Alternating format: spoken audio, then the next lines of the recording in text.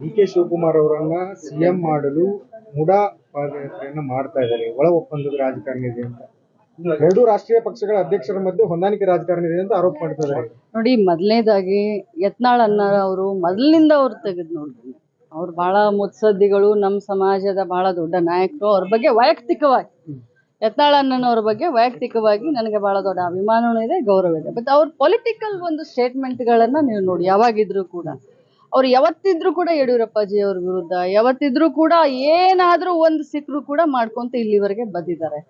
ಇವತ್ತು ನಿನ್ನೆ ಸ್ಟೇಟ್ಮೆಂಟ್ ನೋಡಿದ್ರೆ ನಂಗೆ ನಿಜವಾಗ್ಲೂ ಆಶ್ಚರ್ಯ ಅನ್ಸುತ್ತೆ. ಯಾಕಂತಂದ್ರೆ ಹಿರಿಯರು ಈ ರೀತಿ ಮಾತನಾಡ್ಬೇಕಾದ್ರೆ ಗಮನ ಇಡಬೇಕು. ಯಾರ ಬಗ್ಗೆ ಮಾತನಾಡ್ತಾ ಇದ್ದಾರೆ ಇವ್ರು? ತಮ್ಮ ಪಕ್ಷದ ಬಗ್ಗೆ ಮಾತಾಡ್ಲ್ರಿ, ಇನ್ನೊಬ್ಬರ ಬಗ್ಗೆ ಯಾಕೆ ಮಾತಾಡ್ತಾರೆ? ಇವ್ರು ತಮ್ಮ ಪಕ್ಷದವ್ರನ್ನ ಮುಖ್ಯಮಂತ್ರಿ ಮಾಡ್ಕೊಳ್ರಿ, ಇನ್ನೊಬ್ಬರನ್ನ ಮುಖ್ಯಮಂತ್ರಿ ಮಾಡ್ಲಿಕ್ಕೆ ಅಂತ ಹೇಳೋದು, ಈ ರೀತಿ ಬೇಜವಾಬ್ದಾರಿ ಹೇಳಿಕೆಗಳು ಯತ್ನಾಳ್ ಅಣ್ಣನವ್ರಿಗೆ ಶೋಭೆ ತರೋದಿಲ್ಲ. ಅಂದ್ರೆ ತಮ್ಮ ಪಕ್ಷದ ನಾಯಕರು ಬರೀ ಗೊಂದಲವನ್ನ ಸೃಷ್ಟಿ ಮಾಡ್ಲಿಕ್ಕೆ ಹೋಗ್ತಾರೆ. ಯತ್ನಾಳ್ ಅಣ್ಣನವರು ಯಾವತ್ತಿದ್ರು ಕೂಡ ಗೊಂದಲವನ್ನ ಸೃಷ್ಟಿ ಮಾಡ್ಲಿಕ್ಕೆ ಹೋಗ್ತಾರೆ. ವಿಜಯೇಂದ್ರ ಅವರು ಡಿ ಕೆ ಶಿವಕುಮಾರ್ ಅವ್ರಿಗೆ ಏನ್ ಸಂಬಂಧ? ಡಿ ಕೆ ಶಿವಕುಮಾರ್ ಅವರು ಕಾಂಗ್ರೆಸ್ ಪಕ್ಷದ ರಾಜ್ಯಾಧ್ಯಕ್ಷರು. ಕಾಂಗ್ರೆಸ್ ಪಕ್ಷದಿಂದ 135 ಜನ ಆರಿಸಿ ಬಂದು ಅವರಿಗೆ ಹೈಕಮಾಂಡ್ ಅವರ ಆಶೀರ್ವಾದದಿಂದ ಇವತ್ತು DCM ಆಗಿದ್ದಾರೆ.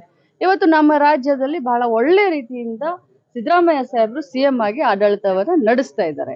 ಈ ಸಂದರ್ಭದಲ್ಲಿ ಗೊಂದಲವನ್ನ ಸೃಷ್ಟಿ ಮಾಡಿ ಏನಾದ್ರೂ ಇಬ್ಬರ ಮಧ್ಯದಲ್ಲಿ ಬೆಂಕಿಯನ್ನು ಹಚ್ಚಲಿಕ್ಕೆ ಪ್ರಯತ್ನ ಮಾಡ್ತಾ ಇದ್ದಾರೆ ಯತ್ನಾಳ್ ಅಣ್ಣನವ್ರು ಅಂತಂದ್ರೆ ಅದು ಸಾಧ್ಯ ಇಲ್ಲ. ಅದನ್ನ ಅವ್ರು ಬರೆದಿಟ್ಕೊಳ್ಳಿ.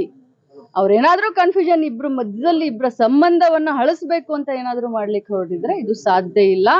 ಅವ್ರೇನು ನಮ್ ಕಡೆ ಒಂದ್ ಭಾಷೆ ಹೇಳ್ತಾರೆ, 7ರಾಗ ಯಾರು ಹುಟ್ಟೆಲ್ಲ, ಕಿವಿ ಮೇಲೆ ಯಾರು ಹೂ ಇಟ್ಕೊಂಡೆಲ್ಲ.